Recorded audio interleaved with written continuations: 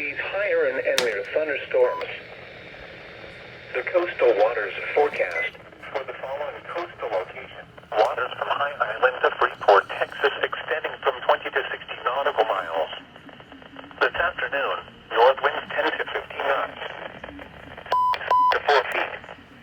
Tonight, northeast winds 10 to 15 knots. Seas 2 to 3 feet. Friday, east winds around 10 knots, becoming 10 to 15 knots late. Seas around 2 feet. Friday night, southeast winds around 15 knots, increasing to 15 to 20 knots in the late evening and overnight. Seas 2 to 3 feet, building to 4 to 6 feet with occasional seas up to 8 feet after midnight. A chance of showers after midnight. Saturday, southeast winds around 20 knots. Seas 5 to 7 feet with occasional seas up to 9 feet.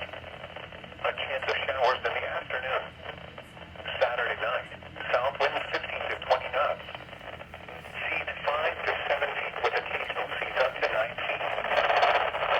Showers in the evening, then showers after midnight. Sunday, southwest winds 15 to 20 knots, becoming west around 15 knots in the afternoon. The following message is transmitted at the request of the Texas Department of Public Safety. The Kemp Police Department is searching for Zaidi Talent, black male, 13 weeks old, 23 inches tall, 8 pounds, black hair, brown eyes, last seen on January 25th, 2023 at 7 p.m. at the 300th block of Adams, St. Kemp, Texas. Police are looking for Abigail Williams, 23 years old, black female, 5 feet 6 inches tall, 150 pounds, brown hair, brown eyes in connection with this abduction. The suspect fled in an unknown vehicle. The suspect was last seen in Kemp, Texas. Law enforcement officials believe this child to be in grave or immediate danger.